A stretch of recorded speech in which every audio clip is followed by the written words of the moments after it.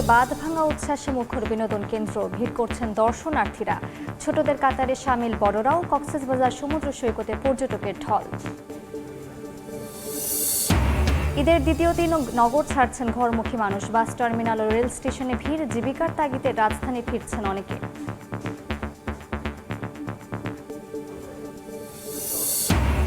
বাংলাদেশে প্রভাব বিস্তারে 3 দেশের প্রতিযোগিতা। তিস্তা প্রকল্পে ঋণ প্রস্তাব চীনের, আমদানি নিষেধাজ্ঞা তোলার ইঙ্গিত ভারতের, বিনিয়োগে আগ্রহী যুক্তরাষ্ট্র। জানুয়ারিতে ইউরোপে পোশাক রফতানিতে ধাক্কা, বছর ব্যবধানে কমেছে 25%-এরও বেশি। পোশাকের গড় মূল্য কমেছে 9%। এবং যুদ্ধে ইতিহাসের ভয়াবহ জ্বালানি সংকটের শঙ্কা আইএইএ প্রধানের। তেল বিক্রিতে নিষেধাজ্ঞা শিথিলের পর হরমুজ প্রণালী খুলে দিতে 48 ঘন্টার আলটিমেটাম ট্রাম্পের।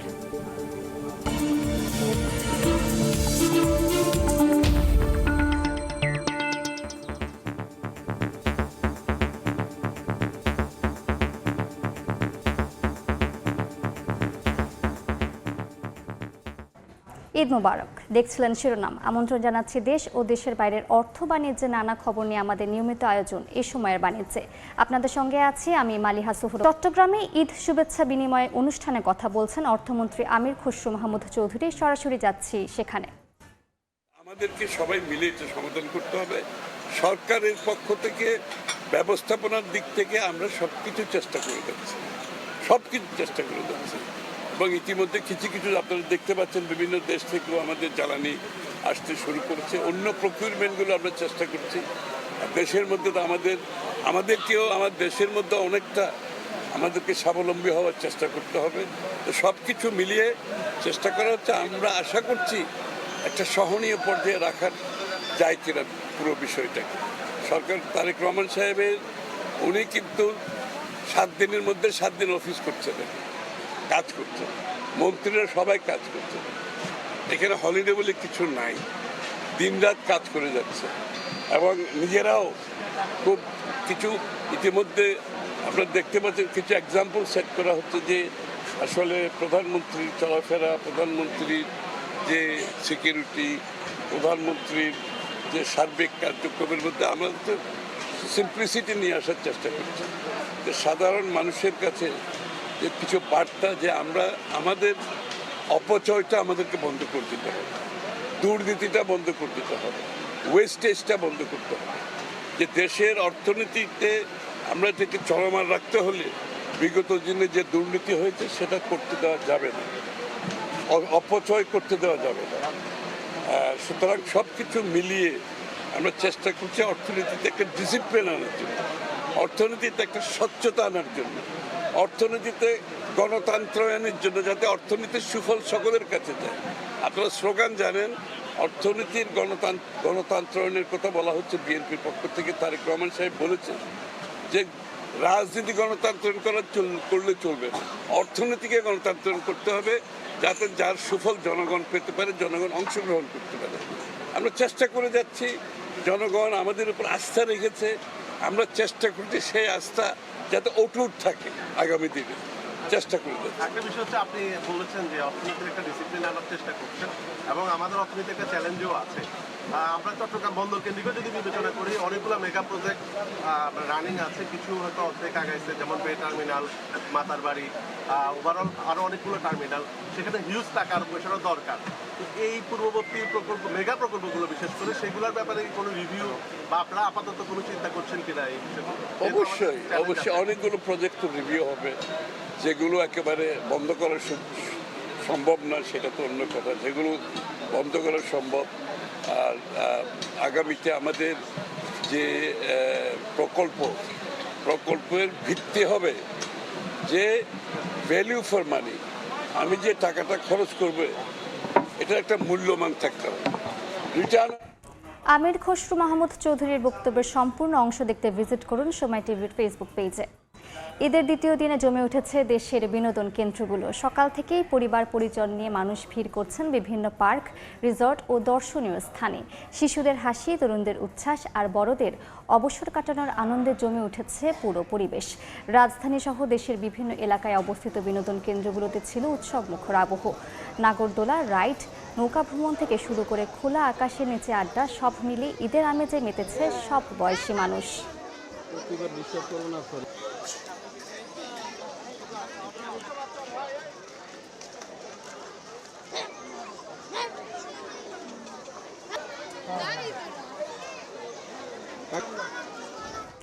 ঈদের দ্বিতীয় দিন সকাল থেকেই বিনোদন কেন্দ্রগুলোতে বাড়তে শুরু করেছে দর্শনার্থীর ভিড়।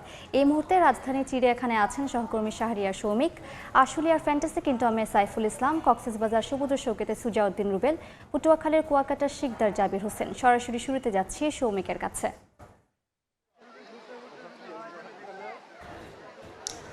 ঈদের ছুটিতে রাজধানীতে যে বিনোদন কেন্দ্রগুলো আছে তার প্রধান একটি হচ্ছে মিরপুরের জাতীয় চিড়িয়াখানা।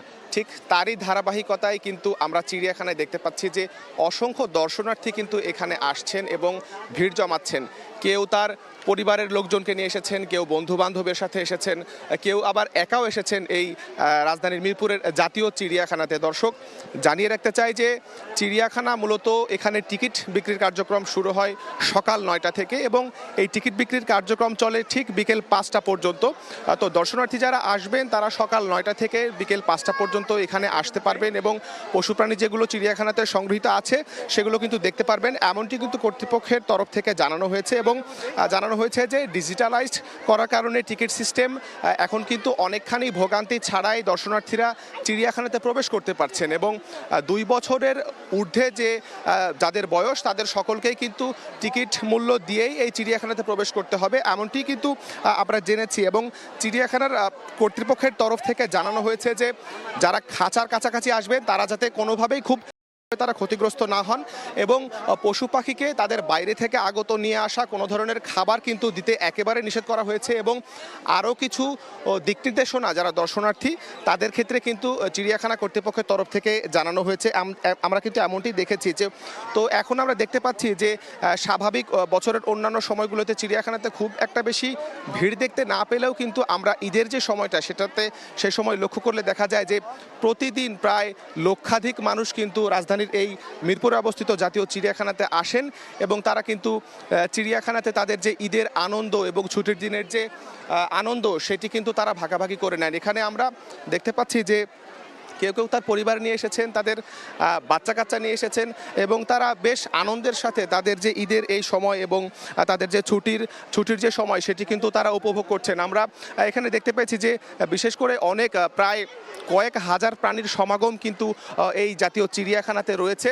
তার মধ্যে বিশেষ করে বানর, বাঘ, সিংহ এবং কুমির, জলহস্তী থেকে শুরু করে বিভিন্ন প্রাণী যেগুলোতে আসলে সবসময় শিশুরা অনেক বেশি আকর্ষিত হয় এবং সেগুলো দেখতে তারা অনেক বেশি আনন্দ উপভোগ করে। এমন প্রাণীর খাঁচাগুলোর ক্ষেত্রে কিন্তু ভিড়ের পরিমাণটা অনেক বেশি। তো রাজধানীর এই চিড়িয়াখানাতে এখন পর্যন্ত সকাল থেকে অসংখ্য পর্যটক আসছেন এবং যারা আনন্দপ্রেমী যারা আছেন তারা আসছেন এবং তারা তাদের পরিবার পরিজন নিয়ে তাদের এই ঈদের ছুটি উপভোগ করছেন। তো আরেকটি বিনোদন কেন্দ্র ফ্যান্টাসি কিংডম, সেখানে আছেন আমাদের আরেক সহকর্মী সাইফুল ইসলাম। সেখানকার খবর জানতে আমরা সরাসরি যুক্ত হব তার সাথে। সাইফুল, ঈদের দ্বিতীয় দিন রাজধানীতে যেমনটি জানাচ্ছিল আমাদের সহকর্মী শ্রমিক, ঠিক একই রকম পরিস্থিতি রাজধানীর অদূরে এই যে আমরা এসেছি ফ্যান্টাসি কিংডম, যেটা আশুলিয়া বা হচ্ছে সাভারে বলা যায়, সাভারের আশুলিয়াতে। তবে এর মধ্য দিয়ে আমরা দেখতে পেয়েছি যে এই যে কিছুক্ষণ আগেই যখন গেট খুলে দেওয়া হলো, মানুষ কীভাবে যে টিকিট নিয়ে এখানে ইন করছে আমরা সেটি কিন্তু আসলে একটু আগে দেখতে পেরেছিলাম, যেখানে উপচে পড়া ভিড় ছিল এখনও পর্যন্ত টিকিটের লাইনে। এর মধ্যে দিয়ে আমরা যে দেখতে পাচ্ছি বিভিন্ন রাইডে কিন্তু মানুষ উঠছেন। তবে এর পাশাপাশি যে টিকিট মূল্য আমরা যেটা দেখতে পেয়েছি 500 টাকা থেকে শুরু করে এখানে সর্বোচ্চ বিভিন্ন কম্বো প্যাকেজ রাইড সহ শুরু করে প্রায় 2500 টাকা মূল্যের কিন্তু এখানে বিক্রি হচ্ছে। তবে এক্ষেত্রে যদি আমি এখানকার যে আগত সাধারণ মানুষ তাদের কথাই যদি বলি, পরিবার পরিজন নিয়ে আসলে ভিড় করছেন এই শুধুমাত্র এই যে ফ্যান্টাসি ফ্যান্টাসি কিংডম পার্কে নয়, এর পাশাপাশি রিসোর্ট দর্শনীয় স্থানে আসলে আমরা দেখতে পেয়েছি যে শিশুদের হাসি, তরুণদের উচ্ছ্বাস আর বড়দের অবসর কাটানোর যে আনন্দ, সেই আনন্দটা এখানে কিন্তু পুরোপুরি ফুটে উঠেছে। কেননা হচ্ছে যে সকলের মুখেই যে হাসি আর যে আনন্দের ছাপটা, সেটা মনে হচ্ছে এই ঈদের মধ্য দিয়ে বিশেষ করে যে বিনোদন কেন্দ্রগুলোতে এসে কিন্তু তাদের এই যে হাস্যোজ্জ্বল মুখগুলো সেটা কিন্তু আমরা দেখতে পাচ্ছি। তবে এর মধ্য দিয়ে আসলে বলা যায় যে উৎসবমুখর কিন্তু আবহ কিন্তু আছে। শুধুমাত্র যে এই না, এই যে উৎসবমুখর আবহাওয়ার শুধুমাত্র এই যে ফ্যান্টাসি কিংডমে নয়, রাজধানী সহ আরও বেশ কিছু অঞ্চলে আমরা দেখতে পেয়েছি। তবে এর মধ্য দিয়ে আসলে বলা যায় এখানকার মানুষ যারা আসছেন তারা কিন্তু সকলেই কিন্তু খুশি মনে ফিরতে চান বাড়িতে, এই হচ্ছে তাদের চাওয়া। বিস্তারিত জানতে কক্সবাজারে আছেন আমাদের সহকর্মী সুজাউদ্দিন রুবেল, জানবো ওখানকার পর্যটন পরিস্থিতি। লোকে লোকারণ্য কক্সবাজার সমুদ্র সৈকত, বিশেষ করে ঈদের যে দ্বিতীয় দিন, এই দ্বিতীয় দিনে টানা ছুটিতে আমরা লক্ষ্য করছি সমুদ্র সৈকতের মাদ্রাসা পয়েন্ট থেকে কলাতলি পয়েন্ট পর্যন্ত সাগর তীর জুড়ে প্রায় 4 কিলোমিটার সাগর তীর, সবখানে মানুষ আর মানুষ। আমরা ঠিক লক্ষ্য করলে সমুদ্রের যে নোনা জল, সেই নোনা জলে কিন্তু বিপুল সংখ্যক পর্যটক তারা সমুদ্র স্নান করছে। গতকাল আবহাওয়া পরিস্থিতি কিছুটা বিরূপ ছিল, যেমন বৃষ্টি হয়েছিল, বাতাস হয়েছিল, তার কারণে কিন্তু মানুষজন একটু অস্বস্তিতে ছিল। কিন্তু আজকে ঈদের দ্বিতীয় দিনে এসে আমরা লক্ষ্য করছি পুরো সাগর তীর জুড়ে মানুষ, এই সব মানুষ যেমন সমুদ্রের নোনা জলে আনন্দ করছে, ঠিক তেমনি সমুদ্র স্নান করে সময় পার করছে।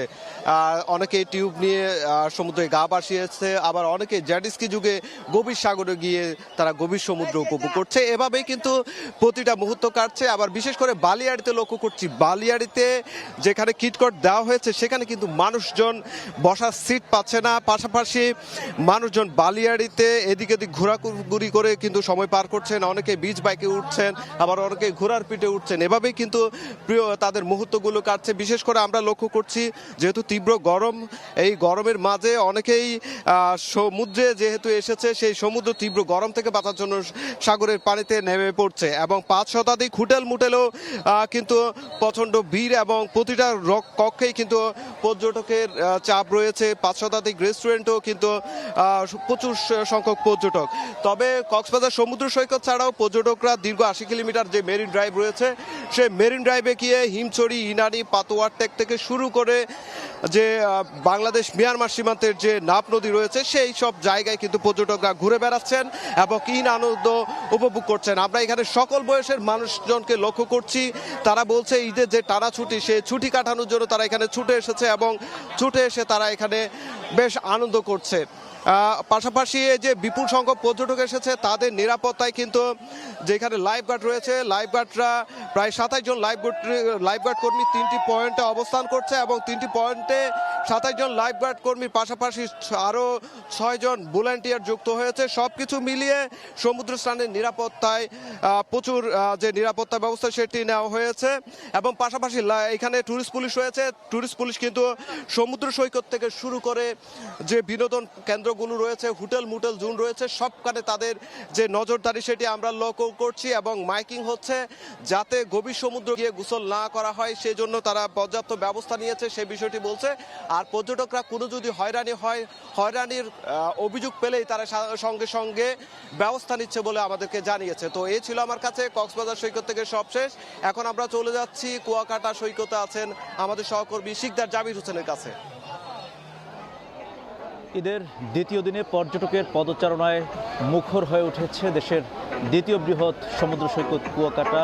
আমরা দেখতে পাচ্ছি পর্যটকরা বিভিন্নভাবে উল্লাস করছেন, নেচে গিয়ে আনন্দে মেতে উঠেছেন। আসলে যেহেতু দেশের দ্বিতীয় বৃহৎ এই সমুদ্র সৈকতের পাশাপাশি এখানে প্রাকৃতিক অনেক সৌন্দর্য রয়েছে, সে কারণে ভ্রমণ পিপাসু অনেকেই কিন্তু ঈদের আনন্দকে আরও বেশি বাড়িয়ে তুলতে এই পর্যটন স্পটটিকে তারা বেছে নিয়েছেন। এবং আমরা দেখতে পেয়েছি যে আজকে কুয়াকাটা সমুদ্র সৈকতের যে 29 কিলোমিটার এলাকা, এই এলাকাগুলো কিন্তু এখন পর্যটকের পদচারণায় মুখরিত হয়ে উঠেছে। টানা 1 মাস রমজান ছিল, রমজানের কারণে এই পর্যটন স্পটটি অনেকটা শুনশান নীরবতা ছিল, পর্যটকের দেখা তেমনটা মিলেনি। 1 মাস পর এখন কিন্তু ব্যবসা বাণিজ্য প্রসার হয়েছে এবং পর্যটকের যে পদচারণা সে পদচারণার কারণে কুয়াকাটা বলা চলে মুখরিত হয়ে উঠেছে। আমরা এই মুহূর্তে দেখছি সৈকতের বালিয়াড়িতে এখানে মেতে উঠেছে নানা বয়সী মানুষ। তারা কিন্তু বিভিন্নভাবে আনন্দ উল্লাস করছেন। তারা বলছেন যে কুয়াকাটা যেহেতু সূর্যোদয় সূর্যাস্তের বেলাভূমি, সেহেতু দেশের একমাত্র এই সমুদ্র সৈকতে কিন্তু একই স্থানে দাঁড়িয়ে সূর্যোদয় সূর্যাস্ত দেখা যায়, যার ফলে মানুষজন বেশি বেশি ছুটছেন এই জায়গাটিতে। হয়তো আগামী 2 থেকে 3 দিনও এখানে পর্যটকের পদচারণা আরও থাকবে, এরপর আস্তে আস্তে কমতে থাকবে। তো পটুয়াখালীর কুয়াকাটা সমুদ্র সৈকত থেকে এতটুকুই ছিল আমার কাছে সব শেষ। আমরা এতক্ষণ বিনোদন কেন্দ্রের সবশেষ তথ্য জানতে যুক্ত ছিলাম পটুয়াখালীতে, এর আগে যুক্ত ছিলাম ঢাকা, আশুলিয়া ও কক্সবাজারে।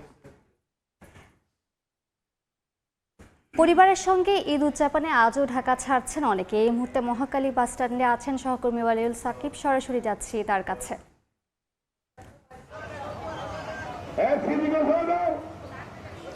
যেমনটি কিছুক্ষণ আগেও জানাচ্ছিলাম, এখানে কিন্তু যাত্রীদের যথেষ্ট ভিড় রয়েছে এবং সকাল থেকে আমরা দেখছিলাম যে কিছুক্ষণ পর পর কিন্তু এখান থেকে বাস ছেড়ে যাচ্ছে বিভিন্ন জেলাগুলোতে, ঢাকার আশেপাশের বিভিন্ন গন্তব্যে।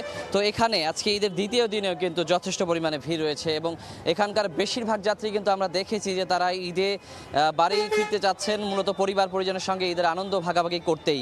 বিশেষ করতে অনেকেই কিন্তু বলছেন যে এখানে যে মানুষের উপচে পড়া ভিড় থাকে ঈদের আগে এবং প্রচণ্ড ভোগান্তি থাকে, সে কারণেই কিন্তু অনেকে ঈদের দ্বিতীয় দিনটিকে বেছে নিয়েছেন যেন তারা দ্বিতীয় দিনে খুব ধীরে সুস্থে এবং আরামে করে বাড়িতে পৌঁছাতে পারেন। তো কিন্তু আসলে এখানে আসার পর কিন্তু তারা বেশিরভাগ যাত্রীরা দেখতে পাচ্ছেন যে এখানে কিন্তু আজকে ঈদের দ্বিতীয় দিনেও কিন্তু তেমন যে যাত্রীর চাপ কম নেই, এ কারণে কিন্তু ধীরে সুস্থে কিংবা কিছুটা আরাম করে কিন্তু কেউ যেতে পারছে না। এখানে যথেষ্ট ভোগান্তি রয়েছে। বিশেষ করে আমরা দেখছিলাম যে এখানে কাউন্টারগুলোতে আমরা দেখেছি যে প্রচণ্ড ভিড়, দীর্ঘক্ষণ লাইনে দাঁড়িয়ে টিকিট কাটতে হচ্ছে। এছাড়া আজকে দ্বিতীয় দিনেও কিন্তু যাত্রীরা অভিযোগ করছেন যে তাদের কাছ থেকে আজকেও কিন্তু বাড়তি ভাড়া রাখা হচ্ছে। এছাড়া যেমনটি বলছিলাম যে বাস কিছুক্ষণ পর ছাড়া হলেও যাত্রী চাপ এত বেশি যে সবাই কিন্তু বাস পাচ্ছেন না। অনেকে টিকিট কেটে দাঁড়িয়ে থাকলেও কিন্তু বাসে উঠতে পারছেন না মানুষের চাপের কারণে। তো সব মিলিয়ে বলা যায় যে আসলে এখানে যে ঈদে বাড়ি ফেরার যে তাগাদা সেটি কিন্তু আজকে দ্বিতীয় দিনও আমরা দেখতে পাচ্ছি এবং আমরা অনেকের সঙ্গে কথা বলেছি, তারা আমাদেরকে জানিয়েছেন কেউ কেউ ঈদের দিন হয়তো কোনো কারণে আটকা পড়েছেন, কোনো ব্যস্ততায় অথবা কোনো বিশেষ প্রয়োজনে কিন্তু ঈদের দিন বাড়ি যেতে পারেনি, তারাও কিন্তু ঈদের বাড়িতে দ্বিতীয় দিনে বাড়িতে যাচ্ছেন আসলে। আর কেউ কেউ আমরা পেয়েছি যে অন্য কোনো কারণে আসলে তারা এই মুহূর্তে ঢাকা ছাড়ছেন, মূলত ঈদের আনন্দ ভাগ করতেই কিন্তু যাচ্ছেন সবাই, এমনটাও কিন্তু নয়। তো এই ছিল আমার কাছে এখন পর্যন্ত এই মহাখালী বাস টার্মিনাল থেকে এই ঈদে বাড়ি ফেরার সবশেষ খবর। আমরা এতক্ষণ সরাসরি যুক্ত ছিলাম মহাখালী বাস স্ট্যান্ডে। ঈদ আনন্দ যেন শুরু হতে না হতেই শেষ। জীবিকার তাগিদে যন্ত্রিক শহরে ফিরতে শুরু করেছে মানুষ। কোনো ঝক্কি ঝামেলা না থাকায় স্বস্তি প্রকাশ করেন তারা। ঈদ আনন্দ যেন শুরু না হতেই শেষ। জীবিকার তাগিদে ঈদের দ্বিতীয় দিনই ফিরতে হলো যান্ত্রিক শহরে। ভোরে রাজধানীর সদরঘাটে একে একে ভিড়তে থাকে বিভিন্ন জেলার লঞ্চ। যাত্রীদের কেউ কেউ পরিবারের সঙ্গে ঈদ করতে বাড়ি গিয়েছিলেন 3 থেকে 4 দিন আগে, আবার কেউ ফিরছেন একদিনের ছুটি শেষে। কালকে গেছিলাম মার লগে ঈদ করতে, আজকে চলে আইছি কাজের লিগা। আমি গেছি ঈদের 2 দিন আগে, আজকে আসছি, ওর কাজ আছে তো এই কারণে চলে আসলাম। বাবার সাথে ঈদ করছি, ঈদ করে আজকে রাত্রে আবার আমাদের অফিস আছে, আবার চলে আসলাম ভাই। সবার মন খারাপ, কেননা এখন তো কিছু করা নাই, যেহেতু ইমার্জেন্সি এখানে একটু সমস্যা, চলে আসছে এই কারণে। যাত্রাবাড়ির কোনাবাড়িতে একটি রেস্টুরেন্টের বাবুর্চি মনির হোসেন পরিবারের সঙ্গে ঈদ করতে শেরপুর গিয়েছিলেন। তিনি কাজে যোগ দিতে রাজধানীর উদ্দেশ্যে রওনা দেন রাতেই। আমি শুক্রবার সকালে, আমি কালকে আমার কাছে কাজ আছে, আয়া পড়ছে। খারাপ লাগলে তো কিচ্ছু করার নাই, কারণ গরিব মানুষ রয়েছি, কাজ করার লাগবো। হ্যাঁ, ইমার্জেন্সি কাজে যোগ দিতে হবে, এই কারণে চলে আসছে। সড়কে যানজট না থাকায় কোনো ঝক্কি ঝামেলা ছাড়াই কর্মস্থলে ফিরতে পারায় স্বস্তি প্রকাশ করেন তারা। আতাউর কাউসার, সময় সংবাদ, ঢাকা। সরকার দায়িত্ব নেয়ার পর বাংলাদেশে প্রভাব বিস্তারে মরিয়া যুক্তরাষ্ট্র, চীন ও ভারত। তিস্তা প্রকল্পে বড় অঙ্কের ঋণ সহায়তার প্রস্তাব দিয়েছে চীন। স্থলবন্দর দিয়ে পণ্য আমদানিতে দেওয়া নিষেধাজ্ঞা তুলে নেওয়ার ইঙ্গিত দিয়েছে ভারত। বাংলাদেশে বিনিয়োগে আগ্রহ দেখিয়ে অশুল্ক বাধা দূর করতে বলেছে যুক্তরাষ্ট্র। মধ্যপ্রাচ্য সংঘাতে জ্বালানি সহায়তার আশ্বাস দিয়েছে 3 দেশই। এমন প্রেক্ষাপটে দেশের স্বার্থে সরকারকে সিদ্ধান্ত নেওয়ার পরামর্শ অর্থনীতিবিদদের। শুভ খানের রিপোর্ট।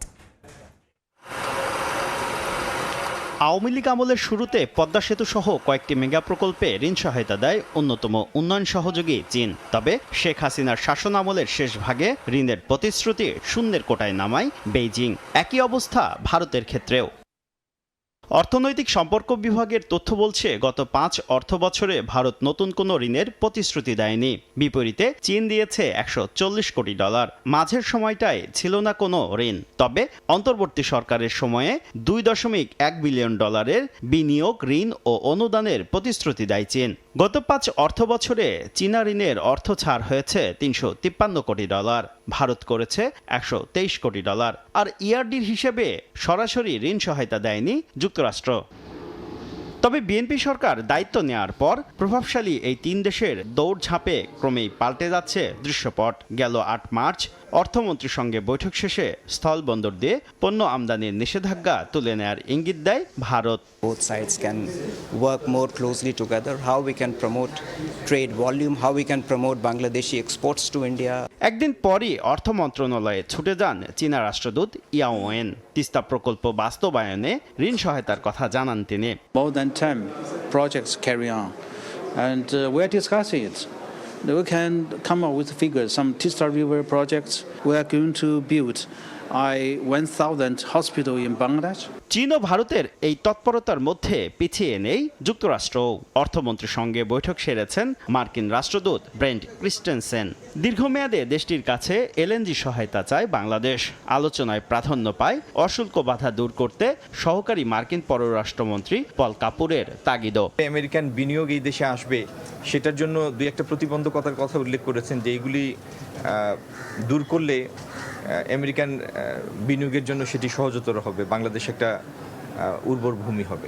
ভারতের বাণিজ্য সম্প্রসারণ, মার্কিন বিনিয়োগ বৃদ্ধি আর চীনের ঋণ সহায়তার প্রতিশ্রুতি বাংলাদেশ ঘিরে প্রভাবশালী এই 3 দেশের অর্থনৈতিক কূটনীতিকে কাজে লাগাতে সরকারকে সতর্কতার সাথে পদক্ষেপ নেওয়ার পরামর্শ এই অর্থনীতিবিদের। দ্রুত এই চলমান প্রকল্পগুলো শেষ করে নতুন যে প্রকল্পগুলো সেগুলো আইডেন্টিফাই করতে হবে এবং দুই দেশের মধ্যে সম্পর্কের ভিত্তি হতে হবে আসলে জনগণের সঙ্গে জনগণের সম্পর্ক।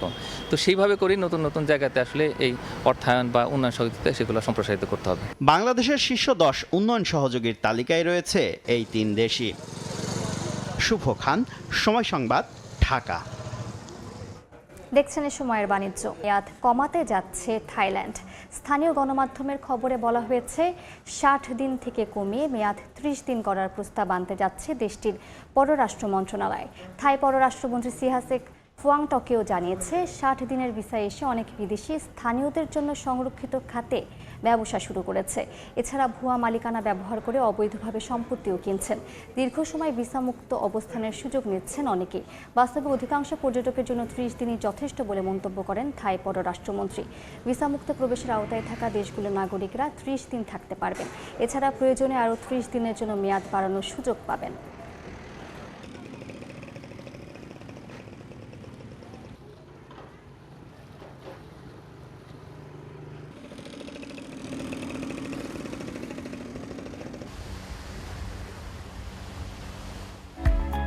অ্যালটেক অ্যালুমিনিয়াম, গড়ে উঠছে আগামী শহর। দেখছেন সময়ের বাণিজ্য।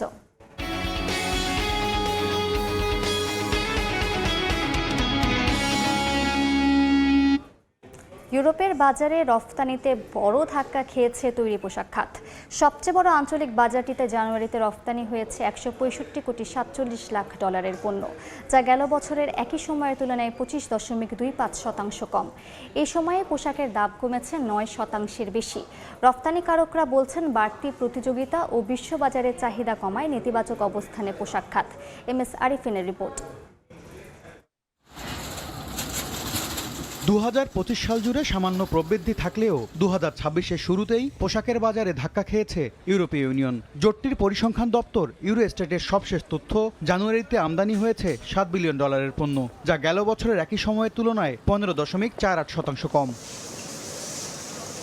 এই সময়ে ইউরোপের বাজারে 165 কোটি 47 লাখ ডলারের পোশাক রপ্তানি করেছেন উদ্যোক্তারা। গেল বছর জানুয়ারিতে যার পরিমাণ ছিল 221 কোটি 39 লাখ ডলার। বছর ব্যবধানে আয় কমেছে 25.25%। তবে সবচেয়ে বেশি 29.12% কমেছে তুরস্কের রপ্তানি। প্রতি মাসে যে রপ্তানি কমছে সেটা আগের মাসের চেয়ে আরও বেশি। জানুয়ারিতে কমেছে ডিসেম্বরের চেয়ে বেশি, ডিসেম্বরে ফেব্রুয়ারিতে কমছে যে জানুয়ারির চেয়ে বেশি, এবং আমরা সামনের দিকে যদি তাকাই আরও বেশি রপ্তানি আমাদের কমবে বলে আমার মনে হয়। শুধু রপ্তানি আয়ই নয়, কমেছে পরিমাণও। গেল বছর জানুয়ারির তুলনায় 17.5% কমে দাঁড়িয়েছে 12 কোটি কেজিতে। একই সময়ে পাকিস্তানের 49, তুরস্কের 31 আর 28% রপ্তানি কমেছে ইন্দোনেশিয়ার।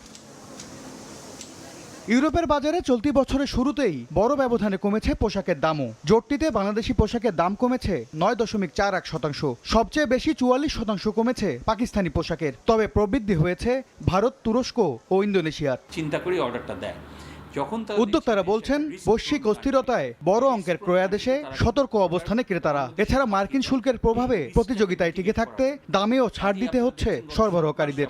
যখন কোনো যুদ্ধ হয় তখন কিন্তু সমস্ত পৃথিবীতে ডিমান্ড, মানুষ একটু সচেতন হয়ে যায় এবং ওভারঅল ডিমান্ডের উপর একটা চাপ পড়ে। রাজনৈতিক অনিশ্চয়তা, ট্রাম্প ট্যারিফ, এগুলোর কারণে আমাদের অর্ডার যে পরিমাণ আসার কথা ছিল আসে নাই। ডিরেক্ট ইম্প্যাক্ট দেখেছেন। নীতিগত সহায়তার প্রয়োজন, সরকারকে ব্যাপারে মনোযোগী হতে হবে এবং সরকার এবং ব্যবসায়ীরা যদি একসঙ্গে মিলেমিশে কাজ করে তাহলে এটাকে আমরা ওভারকাম করতে পারবো। আমাদের কিছু কূটনৈতিক তৎপরতাও দেখাতে হবে। রপ্তানি আয়, পরিমাণ ও পোশাকের দাম কমলেও ইউরোপের বাজার প্রতিযোগিতায় দ্বিতীয় শীর্ষ অবস্থান ধরে রেখেছে বাংলাদেশ। MS আরিফিন, সময় সংবাদ, ঢাকা। সময়ের বাণিজ্য। নেত্রকোনায় দৃশ্যমান হচ্ছে শহরের ভেতর দিয়ে প্রবাহিত মগরা নদীর ওপর দৃষ্টিনন্দন নেটওয়ার্ক স্টিল আর্চ সেতু। কোনো ধরনের পিলার ছাড়াই এমন নান্দনিক সেতু সৌন্দর্য বাড়াবে শহরের, তেমনি যানজট কমবে বলে মনে করছেন স্থানীয়রা। তবে নির্দিষ্ট সময়ের মধ্যে শেষ হওয়া নিয়ে কিছুটা শঙ্কা থাকলেও ঠিকাদার ও বাস্তবায়নকারী প্রতিষ্ঠান বলছে দ্রুত শেষ হবে। আলপনা বেগমের তথ্য ও আবু সুফিয়ানের তোলা ছবিতে রিপোর্ট। নেত্রকোনা পৌরসভা ও সওজের দীর্ঘদিনের দ্বন্দ্বের অবসান ঘটিয়ে জীর্ণশীর্ণ বেইলি নাগরা সেতু বাদ দিয়ে মগরা নদীর ওপর এবার নির্মিত হচ্ছে নেটওয়ার্ক আর্চ ব্রিজ, যা দৃশ্যমান হওয়ায় উচ্ছ্বসিত স্থানীয়রা। সেতুটির নির্মাণ সম্পন্ন হলে কমবে যানজট, নিরসন হবে শহরবাসীর দীর্ঘদিনের ভোগান্তি। দিনে রাতে শহরের সৌন্দর্য থাকবে বিশ্বের উন্নত কোনো দেশের মতো। এটা হতে যানজট কমে যাবে, সৌন্দর্য হবে। নান্দনিক ব্রিজ এবং এই যে নদীর নাব্যতা নষ্ট হবে না এমন ব্রিজ আসলে আমাদের জন্য একটা পাওনা। এতে আমরা খুশি, নেত্রকোনাবাসী খুশি। ব্রিজটা হইলে সৌন্দর্য বৃদ্ধি পাবে, মানুষের চলাচলের সুবিধা হবে। আপাতত স্টিলের স্ট্রাকচার নির্মাণ সম্পন্ন হলেও সেতুটির ঢালাই বাকি। তবে ঈদুল আজহার আগেই কাজ শেষ করার আশ্বাস ঠিকাদার ও সড়ক বিভাগের। দুই পার্টে দুটো অক্ষ হয়ে থাকবে, হাইটা যাওয়ার 3 ফুট 6 ফুট রাস্তা থাকবে এবং ব্রিজের উপরে থাকে 38 ফুট ক্লিয়ার থাকতেছে। দুইটা গাড়ি অনায়াসে যাবে, মানে যানজটের কোনো অবস্থা তৈরি হবে না এখানে। আমরা এটা খুব দ্রুত সম্ভব বাস্তবায়ন করবো। 2 মাসের মধ্যে এটা সরকার আমরা হ্যান্ড ওভার দেওয়ার ইচ্ছা পরিকল্পনা। আমরা দ্রুত সময়ের ভিতরে সেতুটি জনসাধারণের জন্য আমরা উন্মুক্ত করে দেব এবং সেটা দ্রুত সময়ের মধ্যে শেষ করতে পারবো আশা করি। জনগণের যে দুর্ভোগ এবং শহরের যে যানজট সেটা আমরা বহুলাংশে নিরসন করতে পারবো আমাদের বিশ্বাস, এবং জনগণের দুর্ভোগ কমবে, সময় বাঁচবে এবং এখানে যে শহরের যে যানজট এটা বহুলাংশে নিরসন হবে। 2 বছর মেয়াদে 22 কোটি 82 লাখ টাকা ব্যয়ে সেতুটি নির্মাণ করছে সড়ক বিভাগ। 56 মিটার দৈর্ঘ্য এবং ফুটপাথ সহ 11.80 মিটার প্রস্থের এই সেতুতে নেই কোনো পিলার। সময় সংবাদ।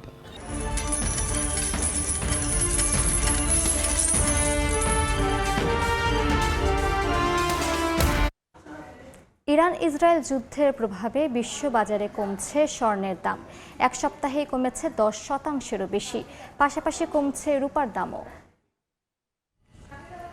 ইরানের সঙ্গে যুক্তরাষ্ট্র ইসরায়েলের যুদ্ধের প্রভাবে বিশ্ববাজারে বাড়ছে জ্বালানি তেলের দাম, বাড়ছে মূল্যস্ফীতি এবং বাজারে সুদ হার বাড়ার উদ্বেগ বিরাজ করছে। এতে প্রতি সপ্তাহে কমছে মূল্যবান ধাতু স্বর্ণের দাম।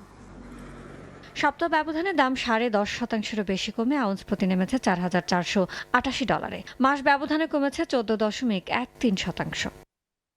ইরানের উপর মার্কিন ইসরায়েল হামলার পর থেকেই কমতির দিকে রূপার দাম। সপ্তাহ ব্যবধানে দাম 16%-এরও বেশি কমে আউন্স প্রতি নেমেছে $67.59। মাস ব্যবধানে কমেছে 23%-এরও বেশি। শিল্প খাতে চাহিদা কমে যাওয়ার বিপরীতে সরবরাহ পরিস্থিতির উন্নতি হয়, কমছে প্লাটিনামের দামও। সপ্তাহ ব্যবধানে দাম 3.51% কমে আউন্স প্রতি নেমেছে $1,970। কমছে সিলিকনের দামও। সপ্তাহ ব্যবধানে প্রতি টনের দাম 2.78% কমে নেমেছে $1,219। ইয়ানুর শিফাত, সময় সংবাদ। পারস্য উপসাগরীয় অঞ্চল থেকে তেল ও গ্যাসের সরবরাহ স্বাভাবিক অবস্থায় ফিরিয়ে আনতে অন্তত 6 মাস সময় লাগতে পারে। শুক্রবার আন্তর্জাতিক জ্বালানি সংস্থার প্রধান ফাতিহ বিরল এই সতর্কবার্তা দিয়েছেন। নীতি নির্ধারক ও বাজার সংশ্লিষ্টরা উপসাগরীয় অঞ্চলের তেল ও গ্যাস অবকাঠামোর ক্ষয়ক্ষতির ব্যাপকতাকে এখনও অবমূল্যায়ন করছেন বলে মন্তব্য করেন তিনি।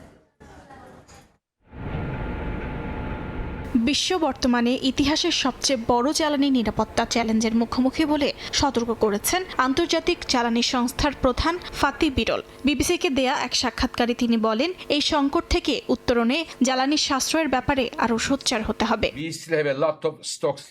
ফাতিহ বিরল বলেন, পেট্রোল ও অন্যান্য জ্বালানির উচ্চ মূল্যের এই সময়ে সাশ্রয়ী হওয়া ব্যবসা প্রতিষ্ঠান এবং সাধারণ নাগরিক উভয়ের জন্য মঙ্গলজনক হবে।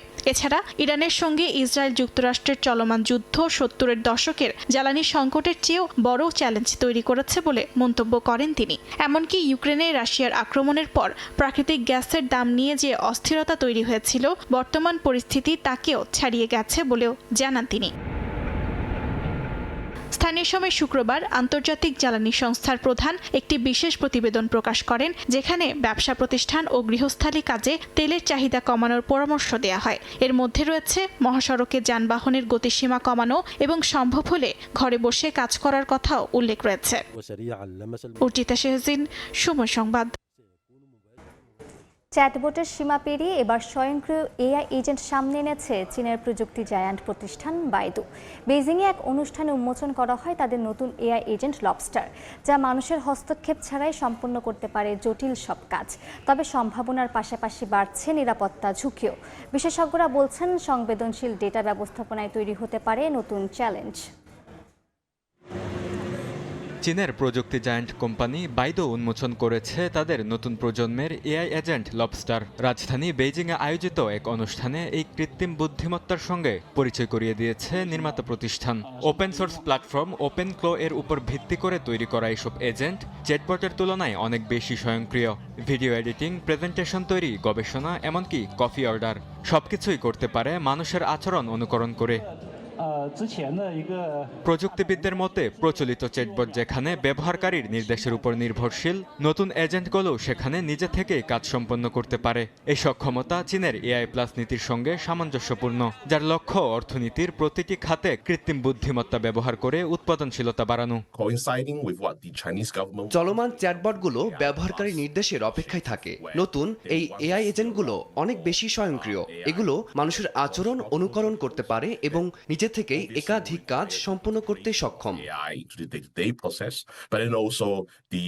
তবে প্রযুক্তির দ্রুত বিস্তারের সঙ্গে বাড়ছে নিরাপত্তা উদ্বেগও। বিশেষজ্ঞরা বলছেন, এআই এজেন্ট যত বেশি সক্ষম হবে, নিরাপত্তা ঝুঁকি তত বাড়বে। বিশেষ করে সংবেদনশীল ডেটা ব্যবস্থাপনায় নিরাপত্তা ঝুঁকি সবচেয়ে বেশি। স্থানীয় সরকার একদিকে যেমন এআই ব্যবহারে উৎসাহ দিচ্ছে, অন্যদিকে নিয়ন্ত্রক সংস্থাগুলো বারবার এগুলোর সম্ভাব্য ঝুঁকি নিয়ে সতর্ক করছে।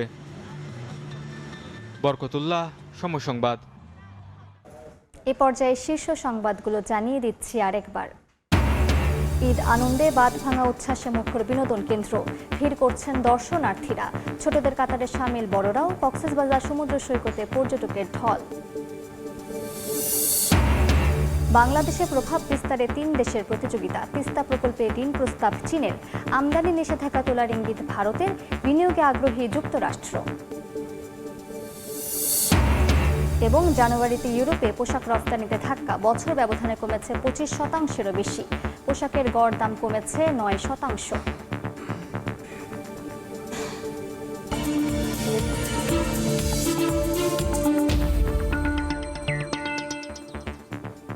এ ছিল এই সময়ের বাণিজ্য। এরপর দুপুর 12টার সময় সংবাদের সঙ্গে থাকবেন সহকর্মী রাইসা জান্নাত। ধন্যবাদ মালিহা। দুপুর 12টার সময় সংবাদ নিয়ে আসছি কিছুক্ষণ পর, সঙ্গেই থাকুন সময়ে।